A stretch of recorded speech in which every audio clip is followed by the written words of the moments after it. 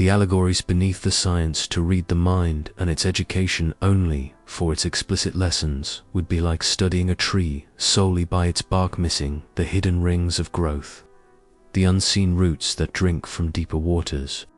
George Herbert Betts' work is not merely a manual of psychology. It is a tapestry of living metaphors, each thread a story waiting to be unraveled. Let us step beyond the surface and into the symbolic undercurrents that give his ideas their lasting resonance.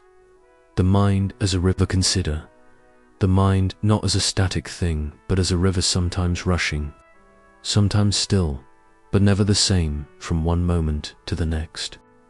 Its currents are thoughts, its depths are memory, and its banks are the structures of habit and discipline that keep it from spilling into chaos. A river cannot be forced, only guided. It cannot be hurried, only allowed to follow its natural course.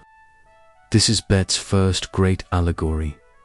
Education is not the imposition of foreign waters, but the careful redirecting of an existing flow. A child's mind, in this metaphor, is a mountain stream, swift, playful, easily diverted.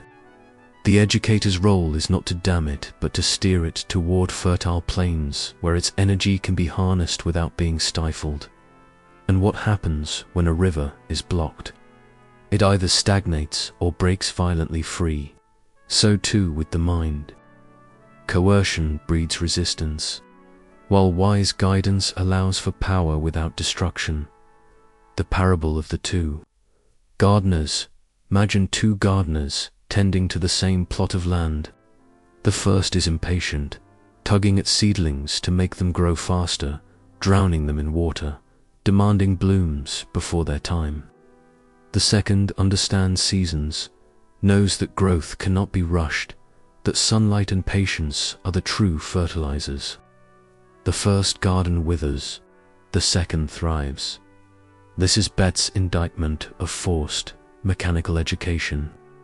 The mind, like a plant, has its own rhythms. To ignore them is to risk producing either brittle, shallow learning flowers that bloom too soon and fade just as quickly, or worse, a resentment that poisons the soil for future growth. True teaching, in this allegory, is an act of faith, a trust in the invisible processes that unfold in their own time. The lighthouse and the storm. Now, picture a turbulent sea at night, a ship lost in the darkness. On the cliffs stands a lighthouse, its beam cutting through the chaos, offering not a path out of the storm, but a fixed point by which to navigate. The storm is the confusion of unchecked thoughts, the distractions and impulses that buffet the mind. The lighthouse is attention, the trained, disciplined focus that allows clarity even in turmoil. Betts' use of this imagery is deliberate. The mind cannot control the storm, external circumstances, fleeting emotions, but it can cultivate an inner steadiness, a light that prevents total disorientation. This is why he places such emphasis on concentration, not as a dry exercise, but as a survival skill. The difference between being carried by chaos and charting a course through it. The weaver at the loom in ancient myths. Weavers are often seers there. Threads not just material, but fate itself. Betts borrows this archetype to describe the mind's ceaseless work of synthesis. Every experience is a thread. Every thought is a movement of the shuttle. Some threads are strong core memories, deeply learned skills. Others are fragile passing impressions.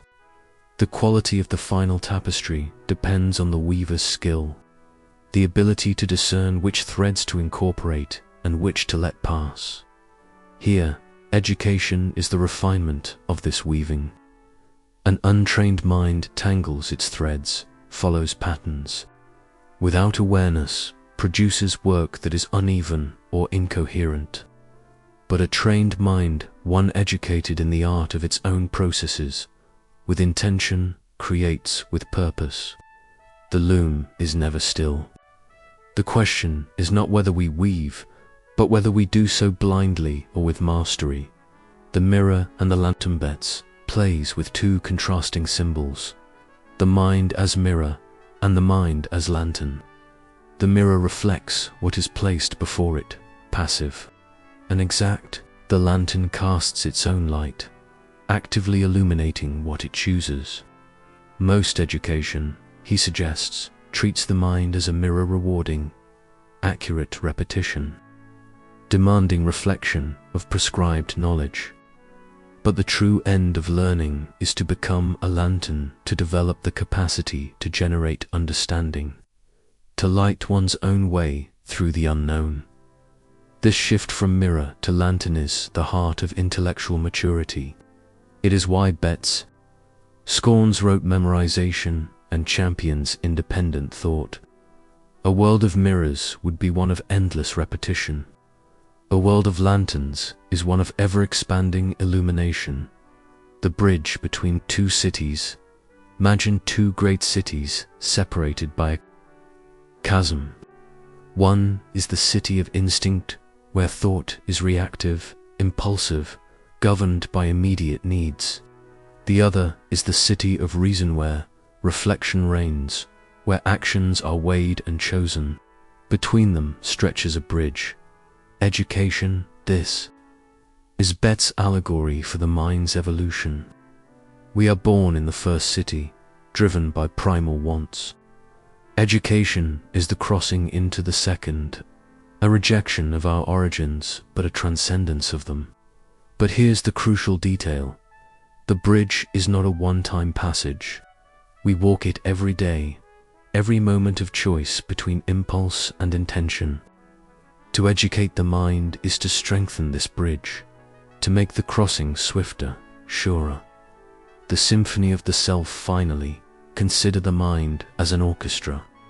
Each faculty, memory, perception, emotion, reason, is an instrument with its own timbre, its own role.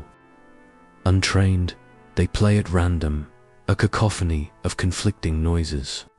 But under the baton of a skilled conductor, the trained will, they harmonize, each contributing to a greater whole. This is Betts' vision of the educated mind, not the silencing of any one part, but the integration of all. Emotion is not the enemy of reason. Intuition is not the rival of logic. True wisdom lies in their concert, in the ability to call upon each as the moment demands.